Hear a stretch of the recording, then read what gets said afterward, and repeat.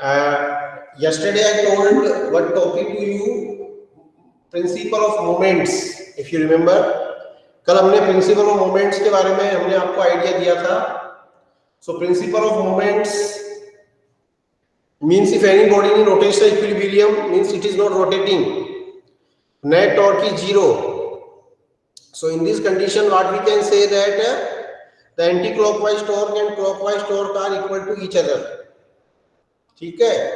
So this is called as the principle of moments.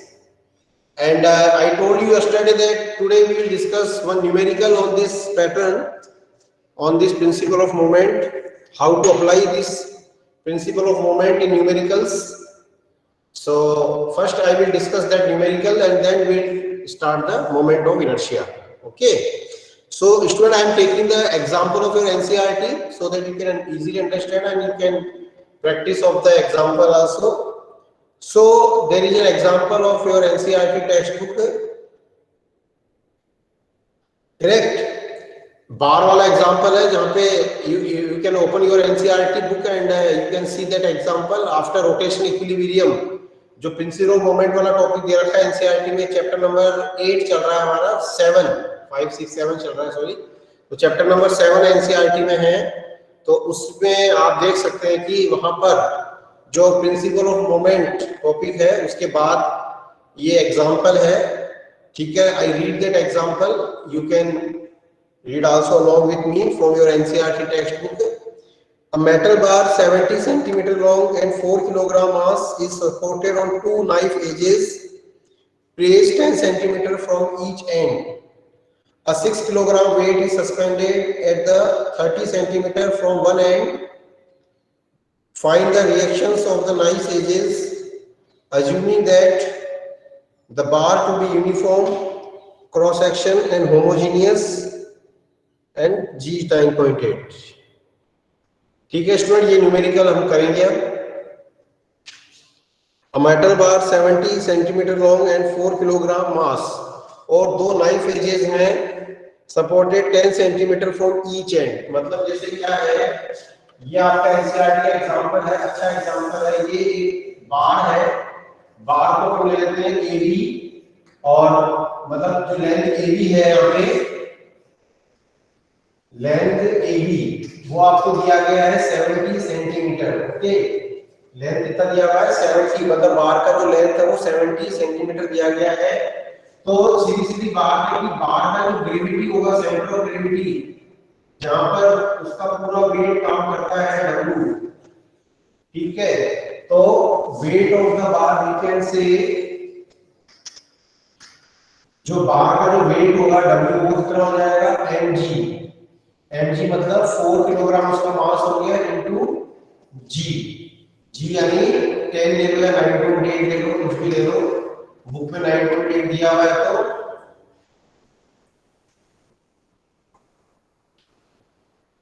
39.2 Newton. ये आपका W हो गया वेट. तो सीधी सी बात है AG और जो BG डिस्टेंस है वो कितनी हो जाएगी, 35 सेंटीमीटर हो जाएगी. क्योंकि यदि बार यूनिफॉर्म है, होमोजेनियस है बच्चों, तो उसका जो सेंटर ऑफ ग्रेविटी होगा वो एकदम उसके मिडिल पॉइंट से जाएगा. ठीक है, उसका जो सेंटर ऑफ ग्रेविटी है वो एकदम कहां से जाएगा, मिडिल पॉइंट से जाएगा. ओके, एक मिनट में थोड़ा कैमरा अरेंज कर रहा था. Now it is better. So yes, समझ में आ गई बात यहां तक कि अब ये बोल रहे हैं कि दोनों एंड से 10-10 सेंटीमीटर पे दो नाइफ एजेस मतलब तो सपोर्टिंग एजेस लगा दिए हैं. तो 10 सेंटीमीटर इधर से मान लीजिए, इधर से मान लीजिए 10 सेंटीमीटर. यहां पर एक नाइफ एजेस लगाया गया है. ये नाइफ एजेस को अपन क्या बोल देते हैं, K1, और एक नाइफ एजेस यहां से 10 सेंटीमीटर, इसको अपन बोल देते हैं K2. ठीक है, तो यहाँ पे दो नाइफ एजेस लगाए गए हैं. और एक बोल रहा है, एक चीज और बोला गया है, एक 6 kilogram weight is suspended from one end. 36 kilogram is weight suspended at the 30 centimetre from the one end. तो यहां से 30 सेंटीमीटर, तो यहां से लेकर यहां तक की डिस्टेंस क्या होगी, 35 हो गई। तो यहां पे आपका कहीं W1 वेट लगाया गया है, तो वेट W1 कितना हो जाएगा, जो एडिशनल वेट है। देखो वेट ऑफ द बार तो 4 किलोग्राम है और इसमें 6 किलोग्राम का एक वेट और लगाया गया है, तो वेट W1 कितना हो जाएगा, 6 × 9.8 mg के हिसाब से, तो 48 और 6 9 44 54 सॉरी, 54 और 58, तो 58.8 न्यूटन। ठीक है स्टूडेंट, ये इंफॉर्मेशन है अभी हमारे पास। यस, और ये बता रहा है, और ये बोल रहा है रोड को यूनिफॉर्म वगैरह मान लीजिए, ठीक है। और इससे आपको क्या निकालना है, बेसिकली नाइफ एजेस का रिएक्शन। तो देखो ये नाइफ एजेस यहाँ पे से कांटेक्ट में आएंगे, तो इसका रिएक्शन इधर काम करेगा, लेट से R2 हो गया और ये रिएक्शन क्या हो गया, R1। तो let the reaction on knife edges, knife edges पर जो रिएक्शन है वो कितनी है, R1 एंड R2। ठीक है, अब मैं इस पूरी बात को दोबारा से रिपीट करता हूं आप लोगों के लिए, ठीक है, जो बच्चे लेट जुड़े हैं, 14 बच्चे आ चुके हैं अभी तक। स्टूडेंट ये मैं आपको कल प्रिंसिपल ऑफ मोमेंट वाला जो लॉजिक बताया था उसके ऊपर मैं एक क्वेश्चन करा रहा हूं। पहली बात तो जो बच्चे अभी जुड़े हैं रिसेंटली वो ध्यान से सुने हम क्या कर रहे हैं आज क्लास में, और जो बच्चे शुरू से जुड़े हैं उनको पता ही होगा। तो मैं एनसीईआरटी का एग्जांपल यहाँ पे आपको करवा रहा हूँ, आप अपनी एनसीईआरटी ओपन करके देख सकते हैं, वहाँ पे सोल्ड एग्जांपल है और बहुत अच्छा एग्जांपल है ये, जो आपके एनसीईआरटी में प्रिंसिपल ऑफ मोमेंट वाला टॉपिक है उसके जस्ट बाद आप देखेंगे ये एग्जांपल आपको मिल जाएगा, नाइफ एजेस बार वाला। इसमें एक 70 सेंटीमीटर लॉन्ग एक बार है, रॉड कह सकते हैं, और उस रॉड को दो नाइफ एजेस पे टिकाया गया है और नाइफ एजेस का जो डिस्टेंस है वो दोनों एंड से 10-10 सेंटीमीटर है और नाइफ एजेस का वेट 4 किलोग्राम है। तो मैंने बताया था कि सॉरी बार का वेट 4 किलोग्राम है, तो बार का जो सेंटर ऑफ ग्रेविटी होगा एकदम उसके मिडिल पॉइंट से जाएगा, तो टोटल डिस्टेंस 70 है, तो 35 सेंटीमीटर एक एंड से इसका टोटल वेट होगा। W तो जो हमें दिखाया गया है वो बार का वेट है जो रॉड है, और W1 जो दिखाया गया है वो उसके ऊपर एक एडिशनल मास दिखाया गया है eight the 30 centimetre from the one and, मतलब उसके एक एंड से 30 सेंटीमीटर पर एक एडिशनल वेट को लगाया गया है जिसको अपन ने W1 बोला है, जो 6 किलोग्राम दिया गया है।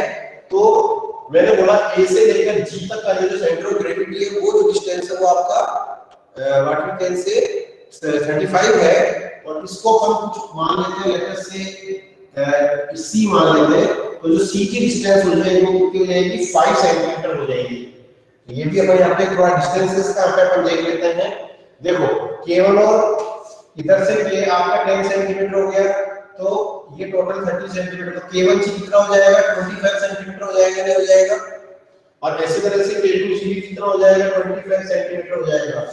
तो K1G equals to K2G equals to क्या हो जाएगा, 25 सेंटीमीटर। समझ में आया नहीं आया, दोबारा समझ लीजिए, यहाँ से लेकर यहाँ तक 35 है और ये 10 सेंटीमीटर आगे लगा हुआ है, तो ये K1 से कितना रहेगा, 25, उसी तरह से इधर से भी रहेगा 25।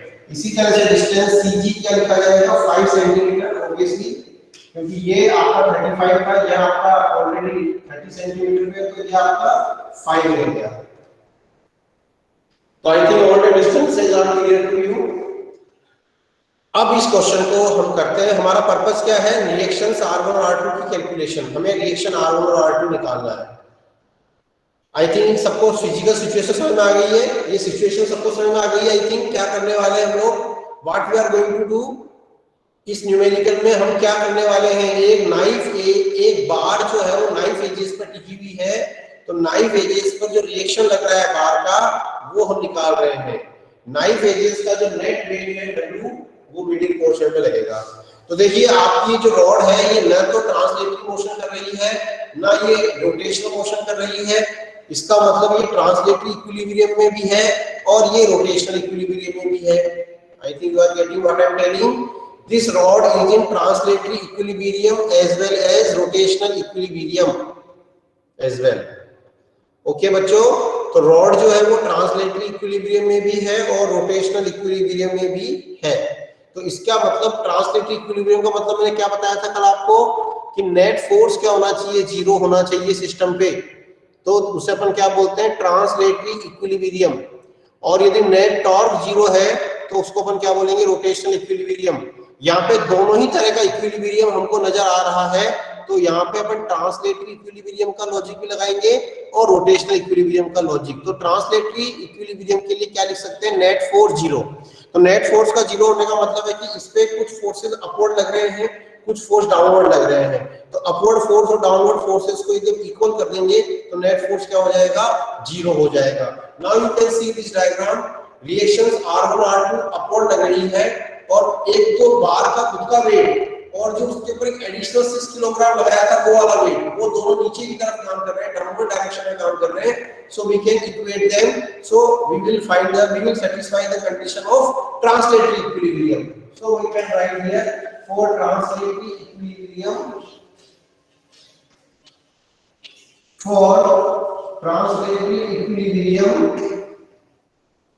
the net reaction R1 plus R2 which is acting upwards should equal to W1 plus W, the net weight working acting downward. So reaction R1 R2 का नोन है हमारे को पता नहीं है, लेकिन W1 कितना निकाला आपने, W1 हमारा था 58.8 और बार का खुद का वेट हमारा था 39.2। देखिए यहाँ से मैंने पहले आपको बता रखा है कि बार का जो वेट है वो mg, तो बार का मास 4 किलोग्राम है, g 9.8। इसको दोबारा आप देख लीजिए, मैंने गलती तो नहीं कर दी कैलकुलेशन में, आई थिंक नहीं करिए। और इसी तरह से जो एडिशनल वेट लटकाया गया है 6 किलोग्राम का, उसका वेट हो जाएगा 6 एरिया 48 एंड सही है। तो हमारा R1 R2 आ जाएगा इक्वेशन दैट इज 0 8 और 98। तो इस तरह से 98 आपका आ जाएगा, ऐड करने पे 58.8 प्लस 39.2। तो हमारे पास इक्वेशन क्या बनी बच्चों, R1 plus R2 equals to 98, इस इक्वेशन नंबर 1। तो इस तरह से हमने R1 और R2 की इक्वेशन बना ली, ठीक है। आई थिंक यहाँ तक कोई डाउट है तो बताइए, फिर मैं आगे बढ़ता हूँ। अब अगला जो पार्ट है इसका बहुत इंपॉर्टेंट है, अब हम टॉर्क निकालने वाले हैं। यहां तक कोई डाउट है, जो बच्चे जुड़े हुए हैं शुरू से, they can respond me by unmuting yourself और you can chat also in chat box. अभी तक मैंने केवल क्या लगाया है, ट्रांसलेटरी इक्विलिब्रियम का कंडीशन लगाया है, जिसमें मैंने नेट अपवर्ड लगने वाले फोर्सेस को डाउनवर्ड लगने वाले फोर्सेस से मैंने इक्वल कर दिया है और उससे मुझे R1 प्लस R2 98 मिल गया है, 58.8 प्लस 39.2। ये पॉइंट है, थोड़ा सा नजर नहीं आ रहा है, मैं गहरा कर देता हूं, दैट इज डेसिमल। ठीक है स्टूडेंट, अब हम जो है इसमें क्या निकालेंगे, रोटेशनल इक्विलिब्रियम। तो रोटेशनल इक्विलिब्रियम के लिए मैंने बताया था जो नेट टॉर्क है वो नेट टॉर्क क्या होना चाहिए, जीरो होना चाहिए, ठीक है। तो अपन यहाँ पे टॉर्क जो निकालते हैं बच्चों, सर W1 क्या है। हर्ष नारायण, इस क्वेश्चन में एक तो पहले आप एनसीईआरटी खोल के बैठो, एनसीईआरटी में इस एग्जांपल को निकालो, जस्ट मोमेंट ऑफ इनर्शिया के पहले है ये आपको मिलेगा। W1 जो है वो जो बार है उसके ऊपर एक एडिशनल वेट लटकाया गया है, जैसे रॉड है, रॉड के ऊपर एक एक्स्ट्रा वेट लगाया गया है 6 किलोग्राम, 6 किलोग्राम मास का, वो W1 है, ठीक है। उसका वेट W1 है, तो वेट हमारा mg होता है, तो 6 तो मास है, यहाँ पे 6 किलोग्राम मास है, उसको g से मल्टीप्लाई कर दिया तो W1 आया। मतलब यहाँ दो वेट है, एक तो रॉड का खुद का वेट है जो उसके सेंटर ऑफ ग्रेविटी से अपन निकाल रहे हैं, ये W रॉड का खुद का वेट है। मैंने एक एक चीज लिखी है, देखो वेट ऑफ द बार यानी रॉड वो W है, और ये वेट W ये एडिशनल लगाया गया है, मैं लिख देता हूं, ये एडिशनल वेट है जो उसके ऊपर लटकाया गया है 6 किलोग्राम, जो कि एक एंड से 30 सेंटीमीटर डिस्टेंस पर है। वो 30 इधर भी ले सकते थे, इधर भी ले सकते थे, तो 30 सेंटीमीटर लटकाया गया है। तो ये CG कितना हो जाएगा, 5 हो जाएगा। Now I think it is clear, क्योंकि AG आपका 35 है। 35 कैसे, क्योंकि रॉड होमोजेनियस है, यूनिफॉर्म है, तो उसका सेंटर ऑफ ग्रेविटी उसके मिडिल पॉइंट से जाएगा। ओके, चलो फर्स्ट राउंड को समझ में आ गया, तो आगे बढ़ते हैं। Anybody can ask, anybody else also, if any doubt you can ask me. I will feel very happy if you ask. Otherwise monotonous नहीं होना चाहिए, ठीक है ना। You should take interest, you should interact. There is always good thing to interact with the teachers. And अब इसमें हम क्या लगाते हैं, रोटेशनल इक्विलिब्रियम। तो मैं बात कर रहा था कि रोटेशनल इक्विलिब्रियम का मतलब ये है कि उस पर नेट टॉर्क क्या होना चाहिए, जीरो होना चाहिए। अब नेट टॉर्क जीरो होने का क्या कंसेप्ट है, तो नेट टॉर्क जीरो होने के लिए एंटी क्लॉकवाइज टॉर्क और क्लॉकवाइज टॉर्क, तो एंटी क्लॉकवाइज टॉर्क और क्लॉकवाइज टॉर्क मैंने बताया टॉर्क होता है आर क्रॉस एफ, और आर का डायरेक्शन होता है ओरिजिन से दूर की तरफ अवे। तो यहाँ पे आपको जो टॉर्क है वो एक पॉइंट के अबाउट निकालना पड़ेगा। तो यहाँ पे अपन कोई भी पॉइंट ले लेते हैं, जैसे सेंटर ऑफ ग्रेविटी हमारा फिक्स स्टैंडर्ड पॉइंट है, तो अपन सेंटर ऑफ ग्रेविटी के अबाउट क्या निकाल लेते हैं, जितने भी फोर्सेज हैं उन सभी फोर्सेज का टॉर्क निकाल लेते हैं। मतलब मैं सेंटर ऑफ ग्रेविटी को एक तरह से ओरिजिन की तरह मान लेता हूँ। अब सेंटर ऑफ ग्रेविटी के अबाउट का टॉर्क जीरो हो जाएगा क्योंकि वो तो खुद ही हमारा ओरिजिन हो गया। अब उसके अलावा जो अदर फोर्सेज है R1, R2 और W, तो R1, R2 और W1, सॉरी W1, इन फोर्सेज के टॉर्क में निकाल दूंगा। कैसे कि सेंटर ऑफ ग्रेविटी से R1 कितनी डिस्टेंस पर परपेंडिकुलर, R2 कितनी डिस्टेंस पर है और W1 कितनी डिस्टेंस पर है, तो मैं फोर्स इनटू परपेंडिकुलर डिस्टेंस निकाल लूंगा। अच्छा, मैं ये कैसे पता लगाऊंगा कि जो हमारा टॉर्क है वो एंटी क्लॉकवाइज है कि क्लॉकवाइज है, तो उसके लिए आप क्या करेंगे, डिस्टेंस को W1 फोर्स से डायरेक्शन को बताई रखिए, और डिस्टेंस की डायरेक्शन क्या लेंगे, G से अवे दूर की तरफ, जैसे मैं आपको बताता हूं सब समझ में आएगा। तो for rotational equilibrium what you can say here,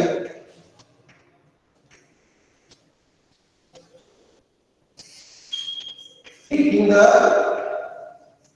net torque about G, हम क्या ले रहे हैं, सेंटर ऑफ ग्रेविटी के अबाउट नेट टॉर्क, तो उसको क्या कर देंगे, जीरो कर देंगे। तो अब सेंटर ऑफ ग्रेविटी के अबाउट नेट टॉर्क निकालते हैं। सबसे पहले रिएक्शन R1 का टॉर्क निकालो, तो रिएक्शन R1 ऊपर काम कर रही है और ये डिस्टेंस क्या होगी K1G। अब K1G के डायरेक्शन क्या हो जाएगा, इधर की तरफ हो जाएगा, G से अवे की तरफ। तो ये तो R वेक्टर हो गया, ये F वेक्टर हो गया, तो आपका टॉर्क किधर हो जाएगा, क्लॉकवाइज हो जाएगा। क्लॉकवाइज टॉर्क मतलब नेगेटिव, एंटी क्लॉकवाइज टॉर्क मतलब पॉजिटिव, क्योंकि अपन ने वो स्कूल पढ़ा था ना, वेक्टर प्रोडक्ट में हमने मैथ पढ़ा था। तो R1 डिस्टेंस इनटू R1 का डिस्टेंस कितना है, K1G, force to perpendicular distance, देखो फोर्स आपका R1 परपेंडिकुलर डिस्टेंस कितनी हुई, K1G। ये K1 क्या है, तो नाइफ एरिस का पॉइंट उसको K1 माना है मैंने, ये K1।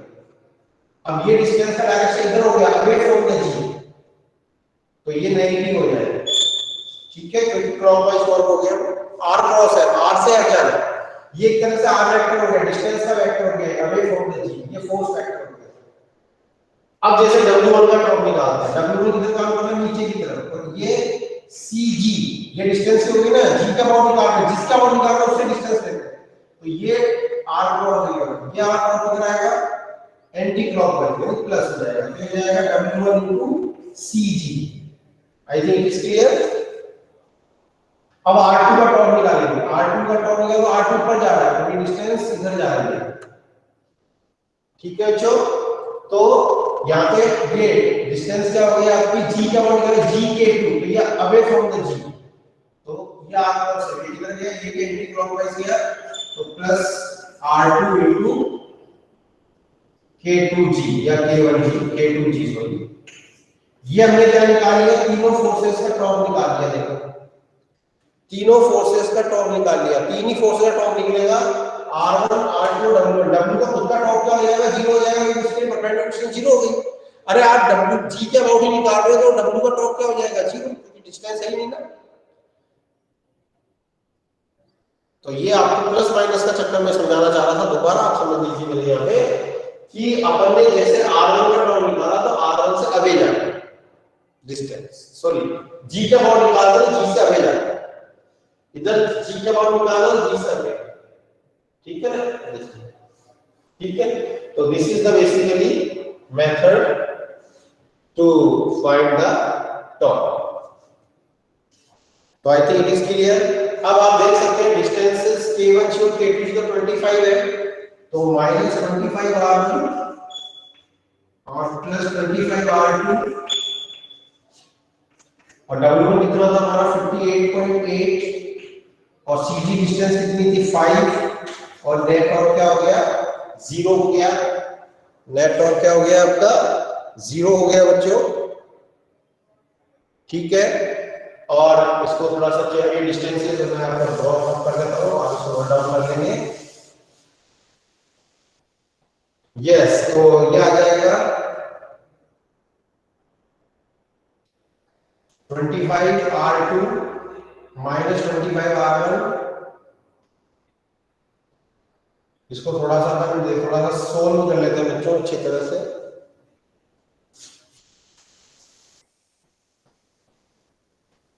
देखिए 25 कॉमन ले लेते हैं अपन, तो -R1 प्लस R2 और ये माइनस का 58.5 इंटू 5 दे जाएगा, ठीक है।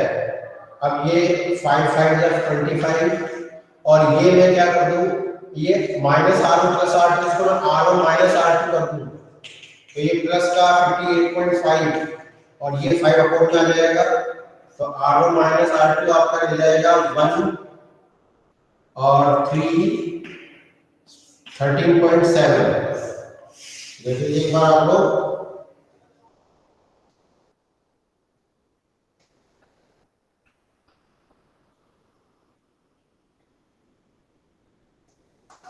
ठीक है।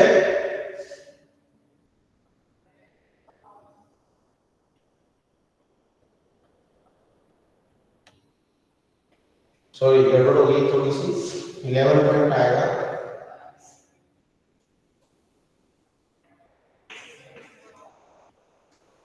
ठीक है 11.7 आएगा। यस, तन्मय भी ना सही बोल रहे हैं 11.7।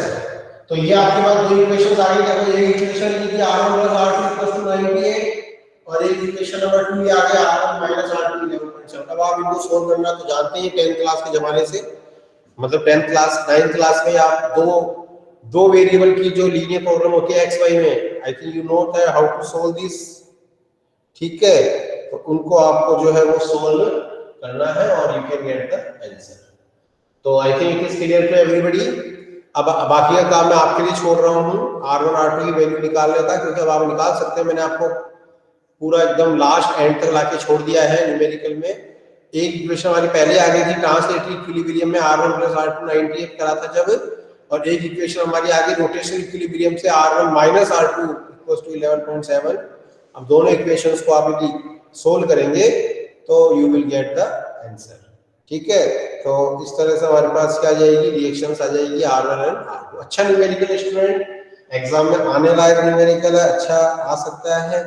और इसके बाद एक लैडर वाला न्यूमेरिकल भी दिया हुआ है जस्ट बाद में। यदि आप अपनी एनसीईआरटी खोल के बैठे हैं then you can see that कि इस एग्जांपल के जस्ट बाद में लैडर वाला न्यूमेरिकल भी है, वो भी बहुत अच्छा न्यूमेरिकल है, स्टैंडर्ड न्यूमेरिकल है। मतलब not only over school exam, board competitive exam के लेवल का क्वेश्चन है वो लैडर वाला, उसको भी आपको थोड़ा सा सोल्व करना है। उसको मैं आपके ऊपर छोड़ रहा हूँ, एक मैंने कराया, एक आप सोल्व करिएगा। Definitely I will help you if any doubt, definitely. तो उस पर एक बार आप थोड़ा रीड करिए, पढ़िए, समझिए, सोल्व करने की कोशिश कीजिए। लैडर वाला क्वेश्चन है, लैडर, ये लैडर बता रखिए उसमें 3 मीटर लंबी लैडर है, 20 किलोग्राम और leans on a frictionless wall and rest on the floor 1 metre. समझ में आ गया, मिल गया होगा ये। जस्ट ये जो न्यूमेरिकल है उसका अगला न्यूमेरिकल, ये दो न्यूमेरिकल कंसेक्यूटिव दे रखे हैं एग्जांपल में, उनमें एक मैंने कराया फर्स्ट वाला, उसका सेकंड न्यूमेरिकल है लैडर, वो आपको करना है, ठीक है। जो बच्चे एनसीईआरटी खोल के बैठे उनको मिल गया होगा डेफिनेटली। तो दिस इज, तो student I think any doubt in this question you can ask me, I will definitely help you. 21 students are there still only. 21 is not so much good strength. Out of 35, only 21 students are there in the class. That is not so much increasing. I want all 35 to be in the class. But ये तो मैं कई दिनों से बोल रहा हूँ लेकिन बच्चे आते नहीं हैं. So students, if any doubt you can ask me. Torque में माइनस कैसे लगाते हैं, प्लस कैसे लगाते हैं, आई थिंक ये क्लियर है गया। मैंने क्लॉकवाइज टॉर्क को नेगेटिव लिया है और एंटी क्लॉकवाइज टॉर्क को पॉजिटिव लिया है। और एंटी क्लॉकवाइज पता कैसे लगाते हैं, समझ में आ गया। आर क्रॉस एफ, आर से एफ की तरफ घूम जाओ, तो आर से एफ की तरफ आप घूमोगे तो जो रोटेशन नजर आ रहा है उसी से अपन पता लगा लेते हैं कि क्लॉकवाइज है कि एंटी क्लॉकवाइज है। और आर की डायरेक्शन क्या बताई, जिस पॉइंट के अबाउट टॉर्क निकाल रहे हैं उससे अभी दूर की तरफ।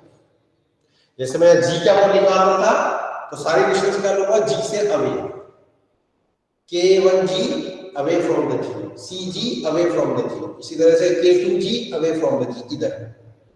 तो और फिर आप उसको घुमा दीजिए फोर्स की तरफ, तो आपको ऑटोमेटिकली पता लग जाएगा कि आप क्लॉकवाइज जा रहे हैं कि एंटी क्लॉकवाइज जा रहे हैं। This is the most convenient method to find the direction of torque. So I think this is very good question and you can solve this question at your own. So student, now we discuss, जैसा ही मैंने आपको कल moment of principle of moment वाला logic इसमें आ गया। देखिए ये rod आपकी इक्विलिब्रियम में, तो रोटेशन इक्विलिब्रियम में नेट टॉर्क 0 हो गया, देखिए एंटी क्लॉकवाइज और क्लॉकवाइज टॉर्क क्या हो गया, अपन ने इक्वल कर दिया है। तो now we start the, I think you can solve this numerical r1 r2। अगर आपको छोड़ दिया निकालने के लिए, you can calculate the values of r1 r2। It is very simple.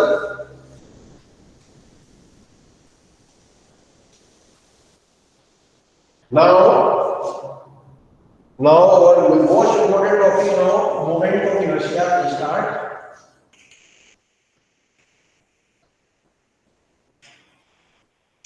Moment of inertia mi या I से रिप्रेजेंट करते हैं इसको। अटेंडेंस ले लेंगे, डोंट वेरी, अभी तो 8:29 ही हुए हैं Saumya, don't worry, I will take attendance. ठीक है, मुझे पता है कौन कौन है क्लास में। I will take the snapshot as usual और you just be in the class, remain in the class. I will take the attendance 8:40, 10 minute बाद हम स्नैपशॉट लेंगे। तो मोमेंट ऑफ इनर्शिया क्या होता है, what is moment of inertia? तो एक नया टॉपिक है स्टूडेंट, लेकिन अच्छा टॉपिक है, इंपॉर्टेंट इजी टॉपिक है। और जैसे हमने जब आपको चैप्टर नंबर 5 में एक टॉपिक पढ़ाया था inertia, you all must remember inertia, सबको इनर्शिया पता होगा। इनर्शिया यानी मास, यानी कि किसी भी बॉडी की एक ऐसी इंट्रिंसिक प्रॉपर्टी जो कि उसकी कंडीशन में या पोजीशन में चेंज का अपोज करे, दैट इज कॉल्ड इनर्शिया। ये मैंने बताया था लॉज ऑफ मोशन, जब हम प्योर ट्रांसलेटरी मोशन डिस्कस कर रहे थे। जो हमारा लॉज ऑफ मोशन वाला चैप्टर था उसमें प्योर ट्रांसलेटरी मोशन हम डिस्कस कर रहे थे। तो ट्रांसलेटरी मोशन जब ऑब्जेक्ट करता है तो उसमें एक इनर्शिया की प्रॉपर्टी होती है जो कि उसके कंडीशन में चेंज का अपोज करती है। और उस इनर्शिया को अपन किससे रिलेट करते हैं? मास से, कि जितना ज्यादा मास होगा उतना ही ज्यादा उसका इनर्शिया होगा। करेक्ट, ये सब बातें आपको पता है। उसी तरह से अब उसके इक्वल, उसके कंपैरेबल, उसके इक्वल जो आप रोटेशनल मोशन में, कि यदि हम कोई रिजिड बॉडी है वो किसी पर्टिकुलर एक्सिस के अबाउट रोटेट कर रही है, तो उसके अंदर भी एक इंट्रिंसिक प्रॉपर्टी डेवलप होगी जो कि उसके रोटेशनल मोशन में या तो कंडीशन ऑफ रेस्ट का अपोज करेगी या कंडीशन ऑफ मोशन का अपोज करेगी। मतलब उसकी रोटेशनल मोशन में जो कंडीशन है, यानी यदि वो रोटेशन मोशन करना चाहती है तो मोशन का अपोज करेगी, और पहले से यदि कोई रोटेशन कर रही है तो उसके रुकने का अपोज करेगी। भाई वहां पे भी तो हमने दो बताए थे ना, inertia of rest, inertia of motion. Inertia of rest मतलब यदि कोई बॉडी रेस्ट में तो रेस्ट में रहना चाहती है, मोशन का अपोज करेगी। और इनर्शिया ऑफ मोशन मतलब यदि पहले से कोई मोशन में है तो वो मोशन ही करना चाहेगी, रेस्ट का अपोज करेगी।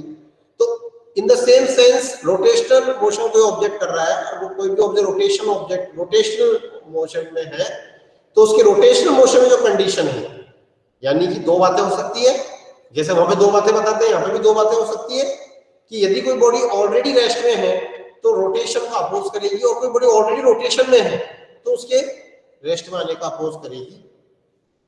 तो इस प्रॉपर्टी को जिस से अपन रिप्रेजेंट करते हैं, या इस रोटेशनल इनर्शिया, एक वो सूटेबल वर्ड में यहाँ पे ले रहा हूँ, रोटेशनल इनर्शिया, यानी रोटेशनल मोशन में जो इनर्शिया है, that is called moment of inertia.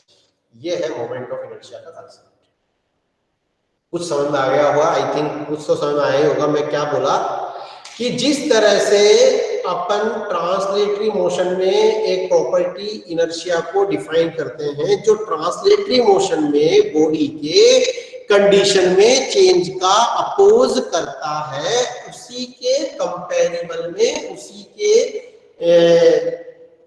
Compare equilibrium में इक्वल में अपन रोटेशनल मोशन में भी एक क्वांटिटी डिस्क्राइब करते हैं, डिफाइन करते हैं, जो कि बॉडी के रोटेशनल इनर्शिया को रिप्रेजेंट करता है, यानी रोटेशनल मोशन में वो उसके कंडीशन में चेंज का अपोज करता है।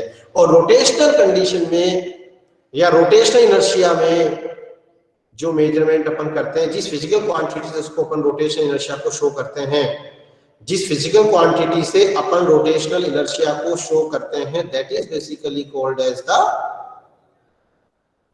What we can say moment of inertia. So this is the about the concept of moment of inertia. I think आपको कुछ क्लियर हुआ होगा, समझ में आई होगी बात मैं क्या कहना चाह रहा हूं यहाँ पे। तो रोटेशनल थोड़ा सा मैं डिस्क्राइब कर देता हूं। Moment of inertia is the moment of inertia is the property of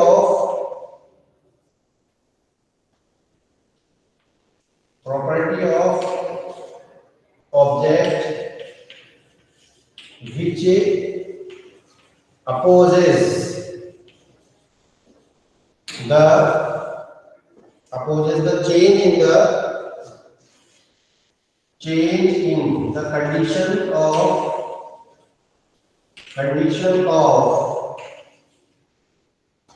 rotational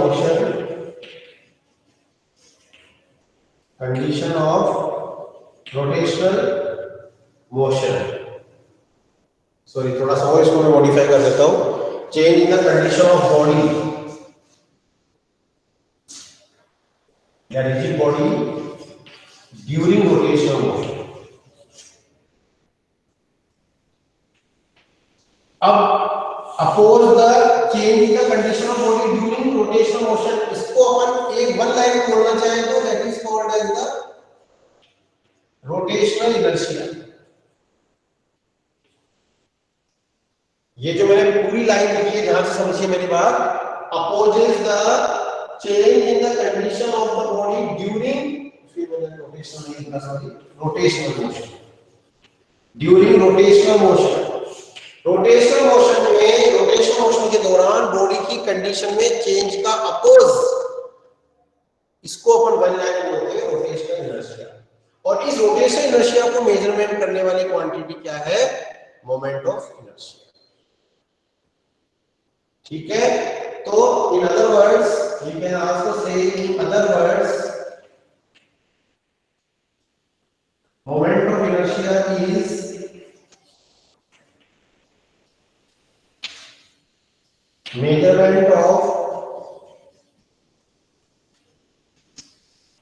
measurement of rotational inertia। तो किसी भी रोटेटिंग बॉडी के रोटेशनल इनर्शिया का मेजरमेंट, यानी कि वो रेस्ट में है तो मोशन में आने का अपोज करेगी रोटेशन। अब रोटेशन होगा लेकिन प्योर रोटेशन, और यदि पहले से रोटेशन मोशन में है तो रेस्ट में आने का अपोज करेगी। इसको अपन कंबाइंडली बोलते हैं रोटेशनल इनर्शिया, करेक्ट। और इस प्रॉपर्टी को बताने वाली क्वांटिटी को अपन बोलते हैं मोमेंट ऑफ इनर्शिया। नया टॉपिक है स्टूडेंट, आपने लोअर क्लासेस में नहीं पढ़ा है मोमेंट ऑफ इनर्शिया के बारे में। इनर्शिया आप लोगों ने नो डाउट पढ़ा है 9th क्लास में, लेकिन मोमेंट ऑफ इनर्शिया आपके पहली बार आया है, तो इसको थोड़ा ध्यान से आप डिस्कस करें। अच्छा टॉपिक है, इंटरेस्टिंग टॉपिक है ये, और इजी टॉपिक भी है, था वो हार्ड नहीं है समझना इसको। कि भाई इसको समझने के लिए बस मैंने लिख देता हूँ, लाइन लिख देता हूँ। It has the same significance, it has the same significance in rotational motion, it has the same significance in rotational motion as that of mass in translatory motion। यानी ट्रांसलेटरी मोशन में जो मास का significance है, translatory motion में जो मास का significance है, वही रोटेशनल मोशन में किसका सिग्निफिकेंस है? मोमेंट ऑफ इनर्शिया का सिग्निफिकेंस है। वहां पे जो कोई इनर्शिया बताते हैं उसको अपन कनेक्ट कर देते हैं मास से, उसी तरह से मोमेंट ऑफ इनर्शिया को अपन कनेक्ट कर देंगे किससे? रोटेशनल मोमेंट ऑफ इनर्शिया को रोटेशनल मोशन की इनर्शिया से connect So now it's time for taking your attendance. I take a snapshot for your attendance, and on this basis I will mark your attendance. It is very good. थोड़ा सा improvement है as compared to yesterday. 23 students, 22 students are there in the class. Vishesh Singh Raghav, your name is coming. No need to say present, sir. Already I have taken your attendance. No doubt should be there in this.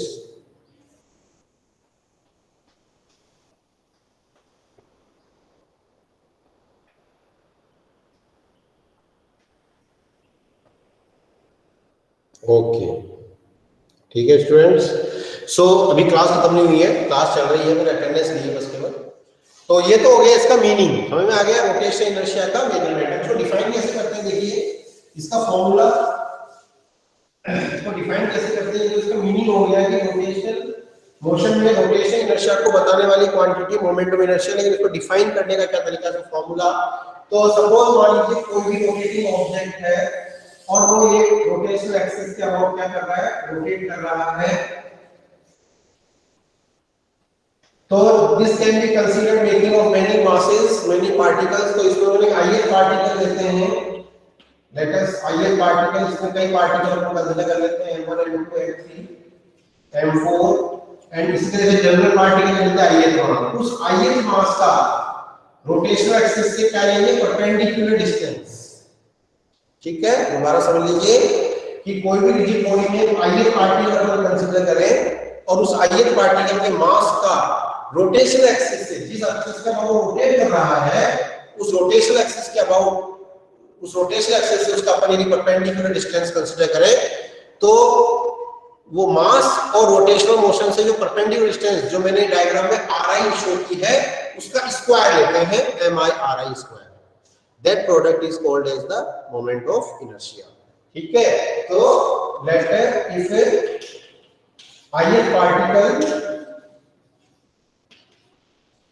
having the mass mi, ith particle having the mass mi in rigid body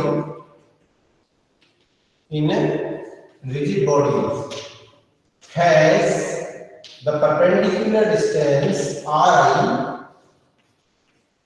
from rotational axis, then moment of inertia of ith particle about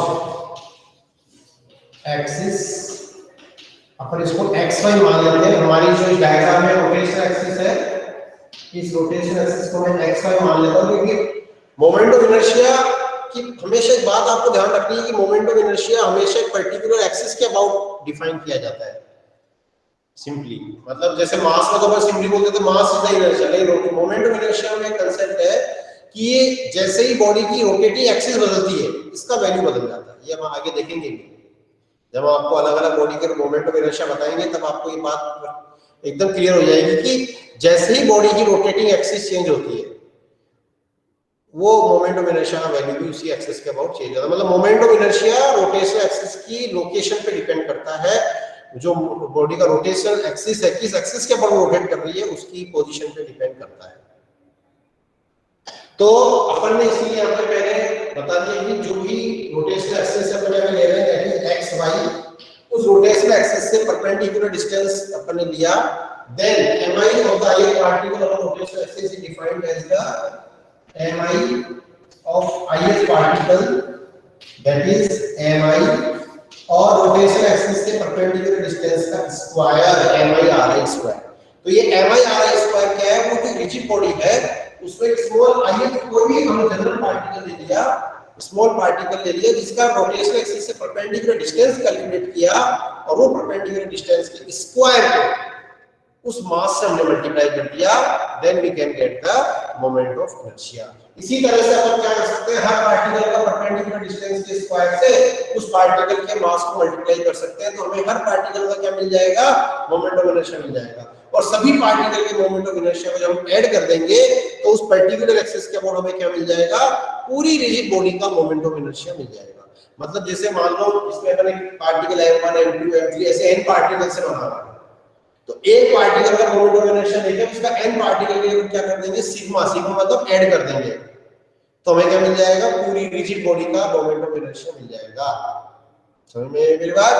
this rigid body can be considered of making of many small particles, तो हर particle का मास और उसकी rotation axis से perpendicular distance का square, और इस तरह से सभी पार्टिकल का मोमेंट ऑफ इनर्शिया को ऐड करने पे हमें नेट मोमेंट ऑफ इनर्शिया मिल जाएगा।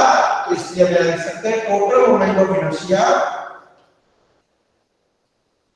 Total moment of inertia about XY axis, तो XY एक्सिस के about total moment of inertia हो जाएगा IXY, दैट इज सिग्मा। अब यहां पर I को 1 से लेके क्या ले लेते हैं, n तक ले लेते हैं, n पार्टिकल सिस्टम है, और mi ri स्क्वायर, मतलब I की वैल्यू 1 रखेंगे तो m1 r1 स्क्वायर आ जाएगा। फिर मतलब ये सिग्मा 1 to n, मतलब I की वैल्यू 1 से लेकर n तक जा सकती है, और अब ऐसा I की रखते रहिए तो सभी पार्टिकल्स का मोमेंट ऑफ इनर्शिया ऐड होता चला जाएगा। I की वैल्यू 1 m1 r1 स्क्वायर, फिर 2 रखेंगे m2 r2 स्क्वायर, फिर 3 रखेंगे n, तो mn r1 स्क्वायर तक ऐड होता चला जाएगा। और this is the general formula, ये किसी भी रिजिड बॉडी के मोमेंट ऑफ इनर्शिया को निकालने का अप्रोच है, जनरल अप्रोच है, ये भी आपको नोट डाउन करना है, बहुत इंपॉर्टेंट चीज है। Formula of moment of inertia, इसको अपन डिफाइन कैसे करते हैं, ठीक है। कोई भी पार्टिकल रिजिड बॉडी में कंसीडर करके उस पार्टिकल का रोटेशनल एक्सिस से परपेंडिकुलर डिस्टेंस का स्क्वायर, और फिर यदि पूरे सिस्टम का निकालना है, पूरी रिजिड बॉडी का निकालना है, तो उसका फिर पूरी, उसके लिए अपन ने क्या कर दिया है, पार्टिकल्स के लिए उसके जो भी अलग अलग पार्टिकल्स का मोमेंट ऑफ इनर्शिया था, उन अलग अलग पार्टिकल्स के मोमेंट ऑफ इनर्शिया का हमने क्या ले लिया है, समेशन ले लिया है, सम ले लिया है।